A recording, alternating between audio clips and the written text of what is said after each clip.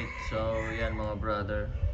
Chinek natin itong air filter box natin, no. So napapansin nyo, ang gamit natin ay RS8 na air filter. Yan. Langis galing sa ating engine, tapos sa gear oil, no. Lalo na pag sobra tayo sa gear oil, naglalabasan yan. Yan. So maganda lang dito sa RS8 ng hindi siya steel, kundi isang matigas na parang tela, no.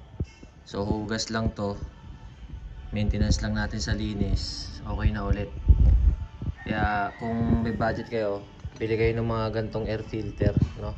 Napaka solid kasi hindi ka magagastusan. Yan. Let's go.